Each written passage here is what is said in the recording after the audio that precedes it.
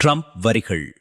உலக பொருளாதாரத்தை உலுக்கியுள்ள சூழலில் இந்தியா தனது பொருளாதார வலிமையை வெறும் புள்ளிவிவரமாக பார்க்காமல் தனது சுதந்திரமான வெளியுறவுக் கொள்கையின் வெற்றியாகவே கருதுகிறது.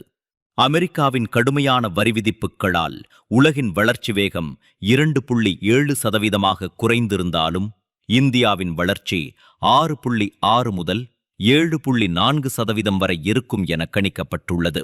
பிற நாடுகளின் வர்த்தகப் போர்களில் முழுமையாக ஈடுபடாமல் விலகி நின்றது சரியான முடிவு என்பதை இது நிரூபிக்கிறது என்று புதுதில்லி நம்புகிறது.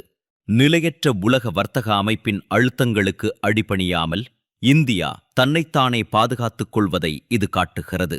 ஜவுளி போன்ற துறைகளில் விதிக்கப்பட்டுள்ள அதிக வரிகள் சவாலானவை என்றாலும் நிலையற்ற மேற்கத்திய சந்தைகளை விட உள்நாட்டு தேவைகளுக்கே முன்னுரிமை அளிப்பது நீண்ட காலத்திற்கு நன்மையளிக்கும் என இந்தியா கருதுகிறது. இந்த உறுதித்தன்மைக்கு மிக முக்கிய காரணம் எரிசக்தி பாதுகாப்பில் இந்தியா எடுத்த நடைமுறை சார்ந்த முடிவுகளாகும். அரசியல் காரணங்களை விட தனது மக்களின் நலனுக்கே இந்தியா தொடர்ந்து முன்னுரிமை அளித்து வருகிறது. இதனாலேயே மேற்கத்திய நாடுகளின் தடைகளிடையும் மீறி ரஷ்யாவிடமிருந்து குறைந்த விலையில் கச்சா எண்ணெயை வாங்க முடிந்தது. இந்தியாவை பொறுத்தவரை இது வெறும் லாபம் சம்பாதிக்கும் விஷயம் மட்டுமல்ல, நாட்டின் இறையாண்மை சார்ந்த பொறுப்பாகும். ஐரோப்பா மற்றும் அமெரிக்காவில் பணவீக்கம் வளர்ச்சியை தடுத்து வரும் வேளையில் ரஷ்யாவிடமிருந்து பெற்ற தள்ளுபடி விலையானது இந்தியாவில் விலைவாசி உயர்வை தடுக்கும் ஒரு அரணாகச் செயல்பட்டது. எரிபொருள் மற்றும் உற்பத்தி செலவுகளை கட்டுப்பாட்டில் வைத்திருப்பதன் மூலம் இந்தியா தனது வளர்ச்சி பாதைக்கு தேவையான ஆற்றலை மலிவு விலையில் உறுதி செய்துள்ளது.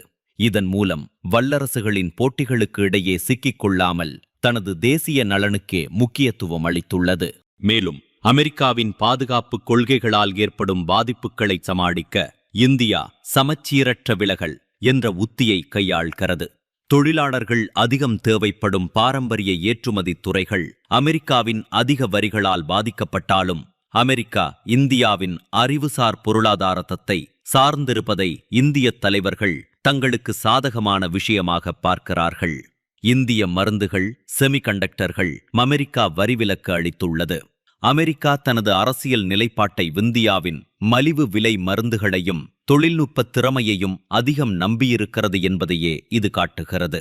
இந்த புரிதல் இருப்பதால் சரக்கு வர்த்தகத்தில் ஏற்படும் பாதிப்புகளை தாங்கிக் கொண்டு அதிக மதிப்புள்ள சேவைத்துறை ஏற்றுமதியில் இந்தியா கவனம் செலுத்துகிறது. இதனால் இரு நாடுகளுக்கும் இடையிலான உறவில் உரசல் இருந்தாலும் பொருளாதார உறவு தொடர்ந்து செயல்படுவதை இது உறுதி செய்கிறது. இறுதியாக 2026இல் இந்தியாவின் மனநிலை என்னவென்றால், மேற்கத்திய நாடுகளின் பாராட்டை எதிர்பார்ப்பதை விட உள்நாட்டிலேயே கவனம் செலுத்தி உலகளாவிய தெற்கு குளோபல் சவுத் நாடுகளுக்கு தலைமை தாங்குவதே சிறந்தது என்பதாகும்.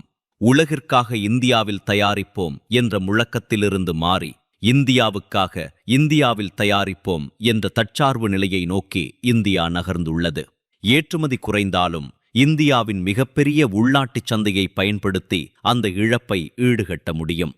வெளிநாட்டு பொருளாதார குழப்பங்களில் இருந்து விலகி உள்நாட்டு ஸ்திரத்தன்மைக்கு முன்னுரிமை அளிப்பதன் மூலம் பல துருவங்களை கொண்ட இந்த உலகில் இந்தியா தன்னை ஒரு தற்சார்பு கொண்ட சக்தியாக நிலைநிறுத்திக் கொள்கிறது.